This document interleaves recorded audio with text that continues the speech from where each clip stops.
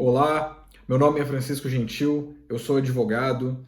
Hoje vamos falar sobre o benefício da justiça gratuita, que é um tema de certa forma polêmico e que causa uma certa intriga nos processos judiciais. E a intriga é porque não há bem um consenso entre o entendimento da doutrina, da jurisprudência em geral, de qualquer estado, e dos juízes de primeira instância e os embargadores, aquele pessoal lá do tribunal, que é conhecido como a segunda instância. E também nem muita no Superior Tribunal de Justiça, né? A corte lá em Brasília. Bom, primeiro, então, só para introduzir o assunto, o que é o benefício da justiça gratuita? No direito civil, existem dois processos que eles são os mais comuns. O primeiro deles é o juizado especial, também conhecido assim, popularmente como juizado de pequenas causas. O juizado especial, ele já não tem custas nenhuma, então vamos deixar esse de lado. E vamos para o segundo tipo de processo mais comum, que é o juízo comum, ou seja, o processo normal, o processo que ele é regrado pelo Código de Processo Civil de 2015. Para você poder entrar com um processo, você precisa pagar custas processuais. Então, vai iniciar um processo, tem que pagar as custas do processo, tem que pagar o oficial de justiça, se a citação for por mandado ou tiver outros atos a serem praticados, ou custas postais, se de repente a citação for feita pelo correio, e também a parte que perder o processo vai ficar sujeito ao pagamento de honorários sucumbenciais de 10 a 20% do valor da causa. Ou seja, se a pessoa está em um processo em que se discute uma indenização de R$100 mil, se ela perder o processo, não importa quem seja o autor, seja o réu, se ele perder, ele vai ter que pagar de honorários sucumbenciais de 10 mil a 20 mil reais. Isso é arbitrado pelo juiz. Mas fora isso também, para entrar com o processo tem que pagar as custas processuais e ao final quem perder é que fica responsável por essas custas processuais. Evidentemente, se o réu perder o processo, ele precisa ressarcir o autor das custas que o autor pagou para entrar com o processo.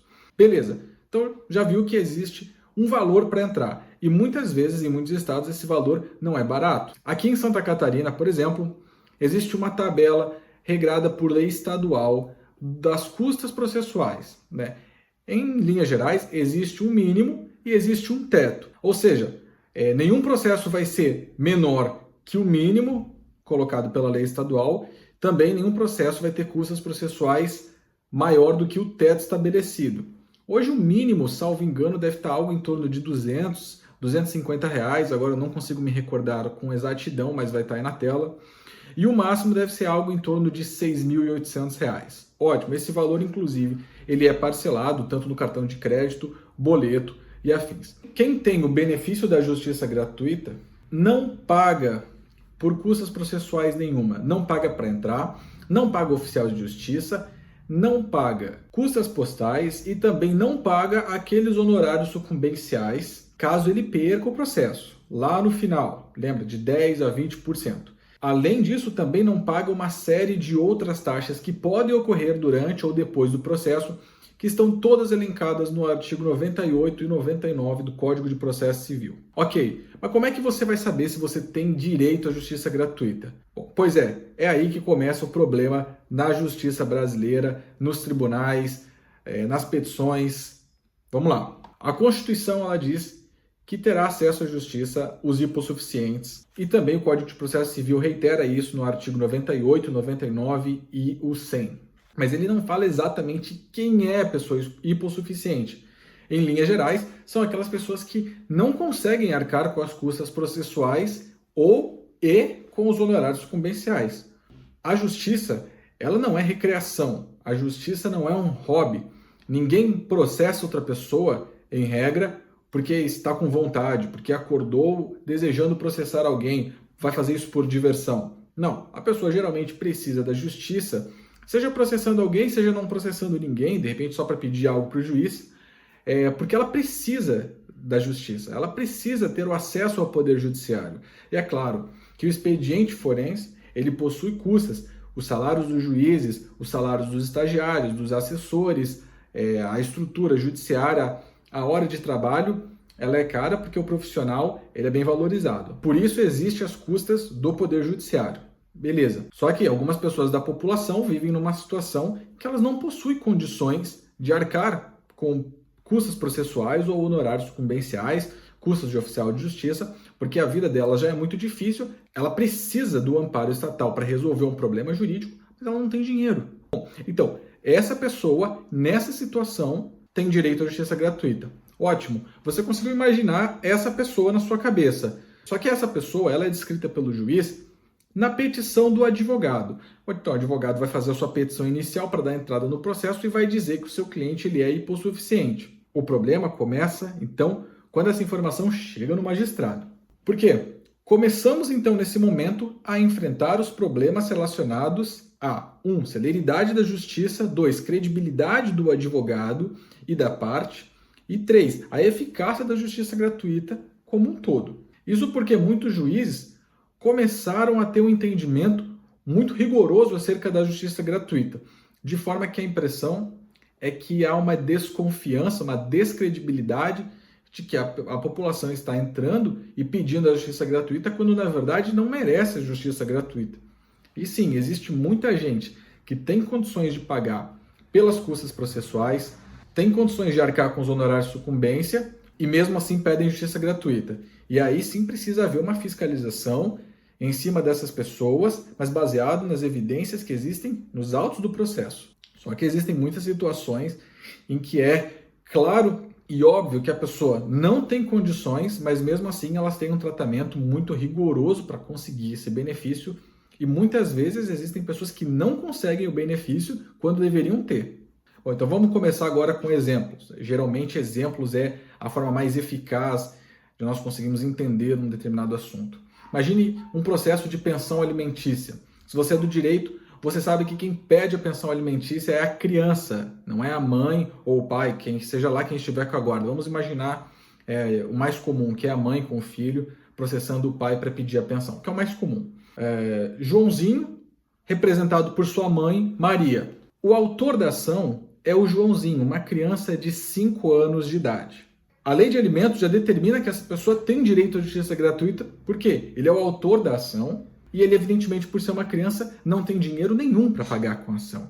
E isso começou a se desenrolar no Poder Judiciário de tal forma que alguns juízes começaram a pedir o comprovante de rendimentos da mãe da criança.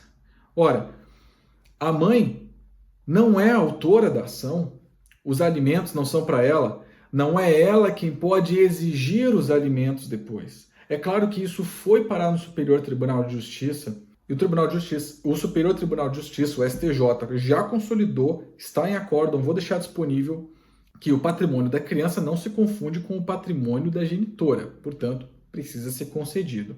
Beleza, mas só o fato desse problema ter existido, quando na verdade não deveria, já demonstra uma certa inconsistência jurídica, porque num primeiro momento, parecia ser óbvio, se a criança é a autora, nós conseguimos presumir que uma criança não tem trabalho, não tem renda, não tem patrimônio, e claro, isso em regra, né? A criança tem 5, 6 anos, ela está indo para a escola, ela não tem a mínima noção do que está acontecendo, ela nem sequer sabe que está processando, o que é processo, o que é juízo, o que é advogado.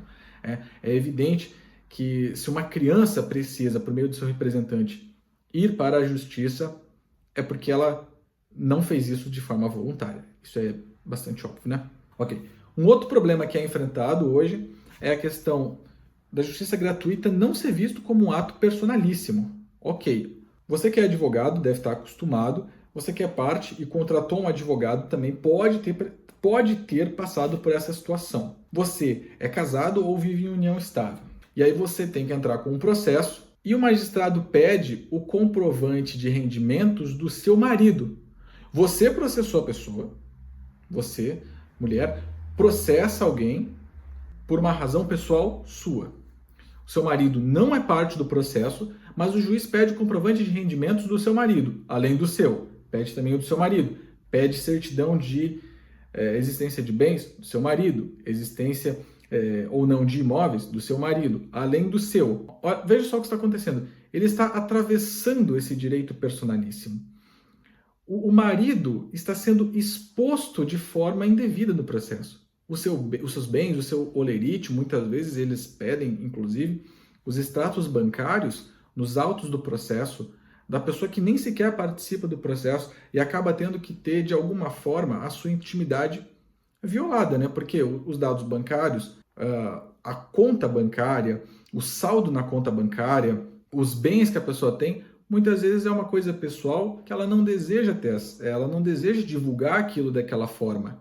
Mas mesmo assim é exigido. E às vezes para a pessoa que está processando poder ter o direito, essa é a única forma. Veja, o direito à justiça gratuita, ele é personalíssimo. É só aquela pessoa que vai ter o direito à justiça gratuita. E veja, isso está codificado em lei. O artigo 99 do Código de Processo Civil, em seu parágrafo 6º, diz: o direito à gratuidade da justiça é pessoal, não se estendendo a litisconsorte ou a sucessor do beneficiário, salvo requerimento e deferimento expressos. Se ele é pessoal, não há razão para pedir a comprovação de outras pessoas. Além do mais, outras pessoas do mesmo núcleo familiar não têm obrigação de arcar com as custas processuais de algo que não tem a ver com elas. Então, é claro, se a pessoa não é parte do processo, ela não tem interesse processual, não há razão para ela arcar com as custas processuais. Um outro fator com que estamos lidando hoje na justiça é uma lista de itens excessivos para a comprovação de benefício da justiça gratuita. O que é requerido? Olerite, declaração do imposto de renda, certidão negativa de bens móveis, certidão negativa de bens imóveis, extrato bancário dos últimos 3 meses, fatura de luz, fatura de água, fatura de internet, contrato de aluguel, despesas de mercado, despesas com médico. Veja bem, primeiro, o foco de nenhum processo é, de fato, a justiça gratuita. Só o fato do magistrado ter que analisar toda essa bateria de documentos já toma um tempo no expediente forense excessivo. A justiça gratuita, em um primeiro momento, ela precisa ser evidente, então precisa ter elementos mínimos que comprovem a justiça gratuita, que sejam visíveis. Então, por exemplo, você junta uma carteira de trabalho em que a pessoa ganha, R$3.000. Ótimo. Então você já sabe que o salário bruto dela é R$3.000 e nós já sabemos que existe o desconto do INSS e do imposto de renda retido na fonte.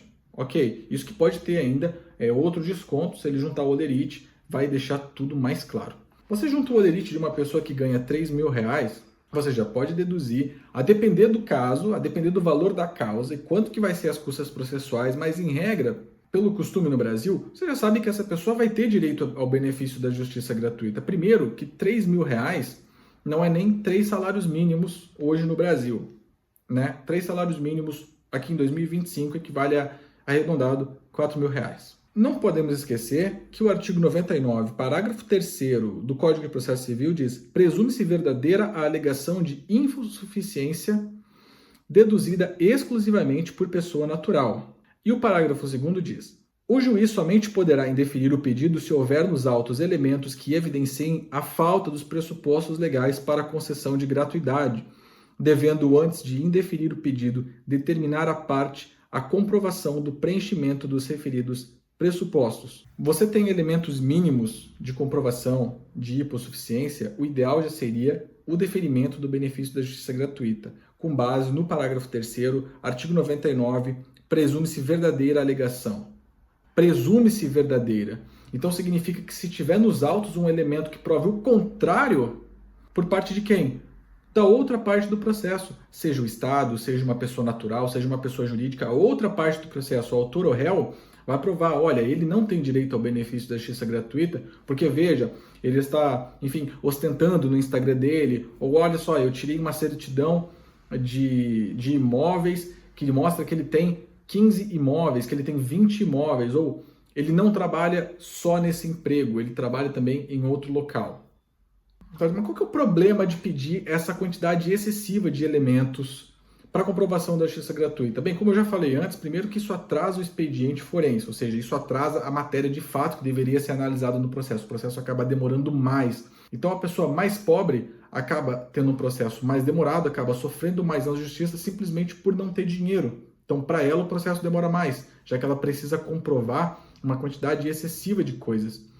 E, viu, não estou falando aqui do tempo que a pessoa demora para juntar os documentos, mas é o tempo que o magistrado vai levar para analisar se ela merece a justiça gratuita. Entendeu? Porque ele vai olhar, deixa eu olhar agora a certidão de imóveis, deixa eu olhar a certidão. E aí ele vai pegar todos aqueles comprovantes que foram juntados, extratos bancários, declaração do imposto de renda de pessoa física, a conta da luz, a conta da água, tudo aquilo que foi pedido anteriormente, e vai fazer um somatório daquilo e vai depois começar a subtrair o quanto ela ganha com o quanto ela gasta. Olha o tempo que ele vai levar para fazer isso, né? Ainda que você fale, não, isso aí eu faço em 20, em 30 minutos. No expediente que seja de 7, 8 horas, 30, 40 minutos faz toda a diferença. Então ele poderia analisar a matéria, de repente tem uma liminar, uma tutela, ou dando até uma sentença, uma decisão, mas ele está analisando se a pessoa X preenche os requisitos da justiça gratuita quando já tem elementos suficientes nos autos para comprovação disso, que são óbvios. E dentro dessa mesma questão, existem elementos que não ajudam a esclarecer a justiça gratuita. Como, por exemplo, certidão negativa do Detran. Ora, primeiro ponto, a lei não determinou que pessoas que têm carro não podem ter justiça gratuita, porque realmente uma coisa não tem nada a ver com a outra. A pessoa às vezes tem o carro e por ter um carro tem justiça gratuita indeferida. Ora, primeiro que para adquirir um carro não é difícil. Você faz um financiamento bancário, que hoje talvez a grande massa das pessoas tenha carro por meio do financiamento bancário. Então, elas pagam uma parcela do carro. É evidente, não é porque a pessoa tem lá um carro, e inclusive consta isso geralmente na certidão, não é porque a pessoa tem um carro que significa que, então ela tem 100 mil, hoje um carro popular, né, infelizmente, está 60, 50 mil reais, mas isso não significa que porque ela comprou esse carro, que ela tem ali disponível no saldo bancário, de molho, 50 a 100 mil reais.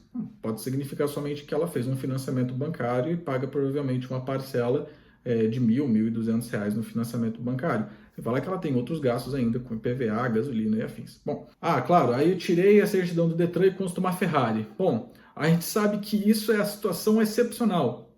A pessoa ter uma Ferrari, ter um carro de luxo, é uma situação excepcional. A gente sabe que não é a maioria das pessoas que vão ter. E aí que entraria a outra parte para provar no processo. Felizmente, em Santa Catarina, para você tirar uma certidão do Detran é de graça e é instantânea. Então, tudo bem, isso não é tão forçoso assim.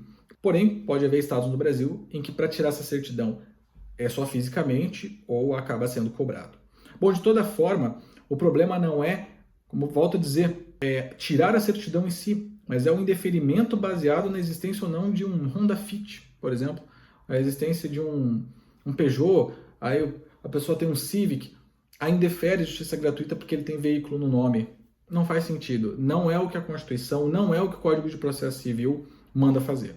Outro ponto. Pessoa com imóvel no nome, que pode ser certificado por meio de uma certidão tirada no registro de imóveis ou nos registros de imóveis em que reside o autor, em que domicílio o autor. Ótimo.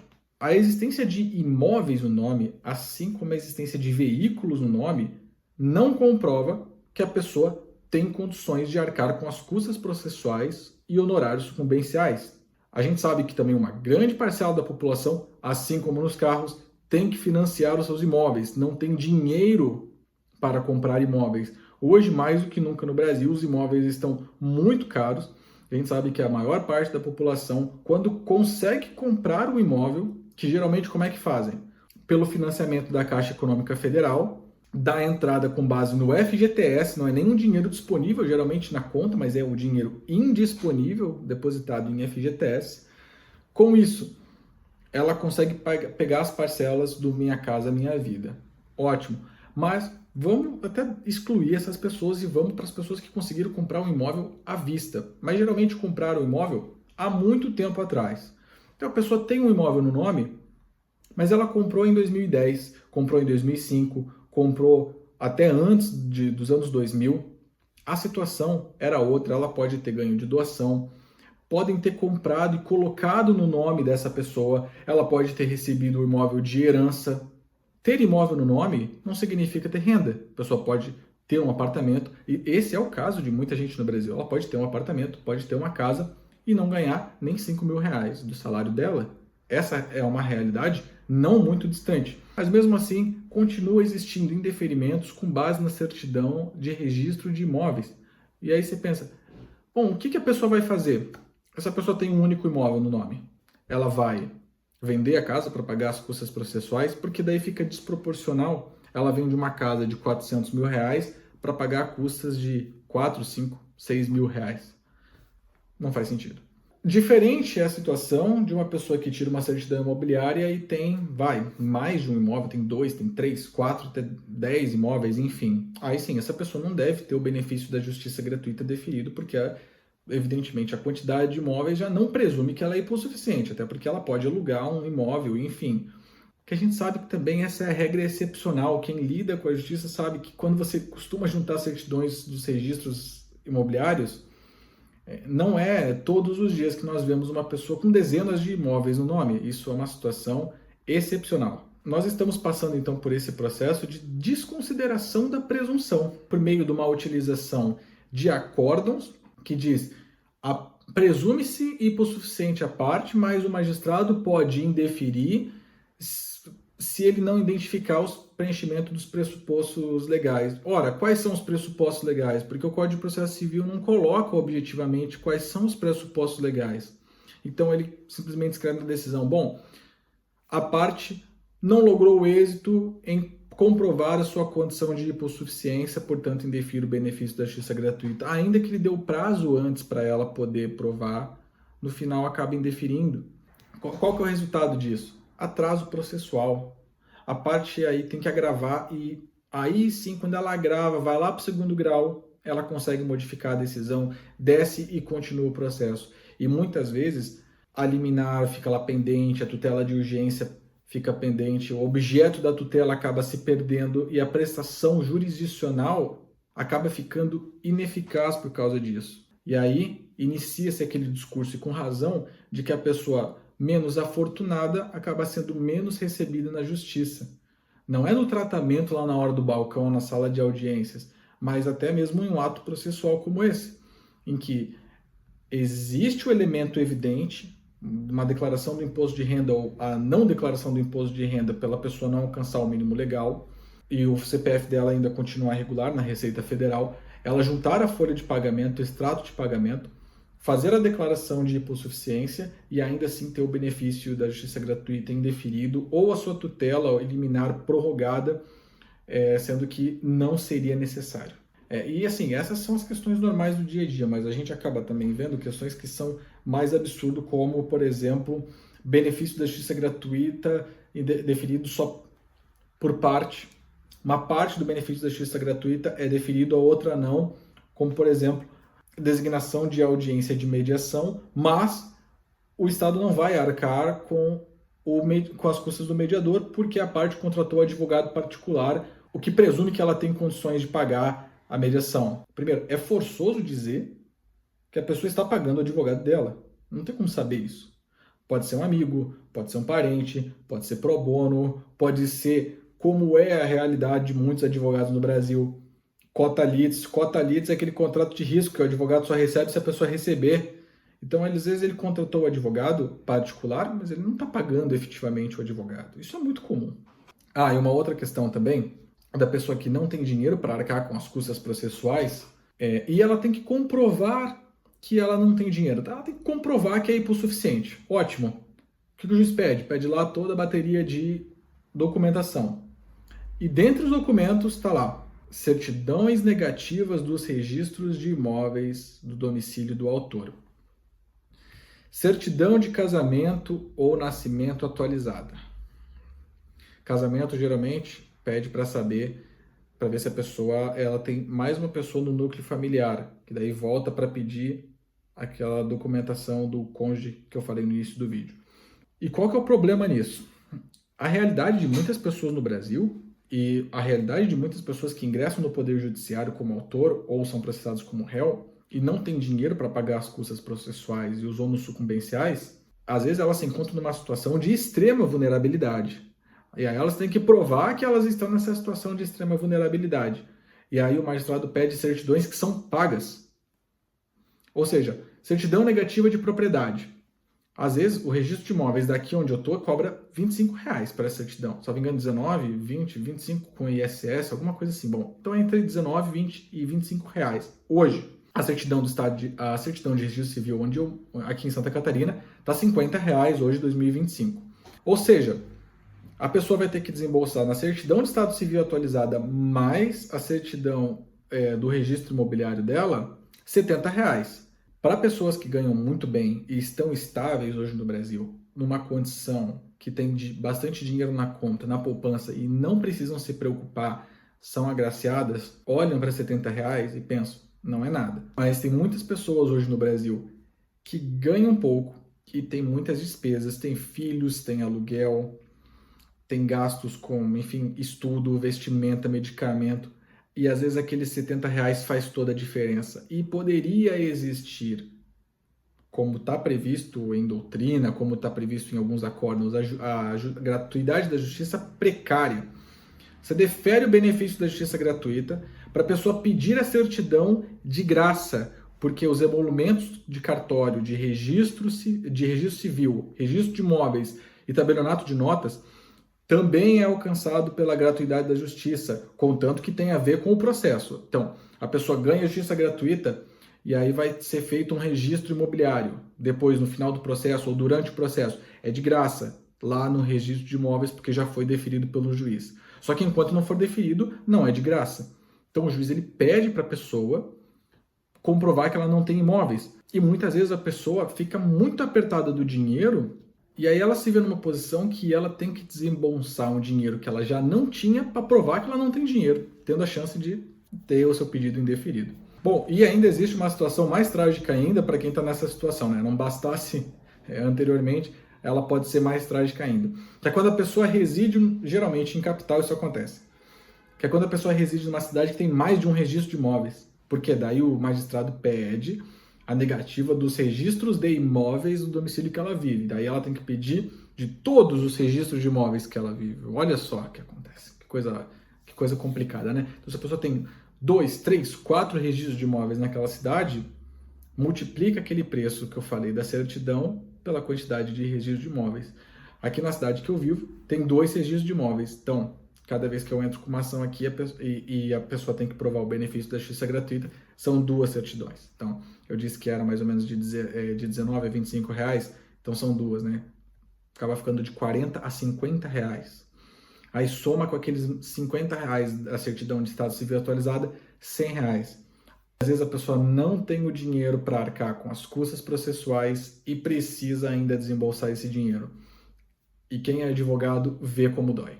Vê na pessoa como dói quando tem que falar isso quando fala isso para ela e ela dá um suspiro porque ela sabe que vai ter que tirar de algum lugar em que não estava planejado.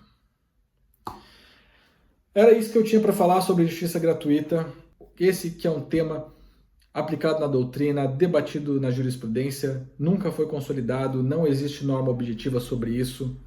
Precisamos recorrer sempre que houver injustiça, sempre que houver um indeferimento quando a pessoa merecia ou um deferimento quando não merecia, né? Mas para recorrer para deferimento só em apelação, não pode recorrer por agravo de instrumento para quem ganha a justiça gratuita. Vale lembrar disso. De toda forma, era isso que eu tinha para dizer por hoje. Se você gostou desse vídeo, não se esquece, se inscreve no canal. Se você quiser me mandar alguma mensagem, quiser conversar comigo, tem o meu e-mail aqui embaixo. Era isso. Até mais.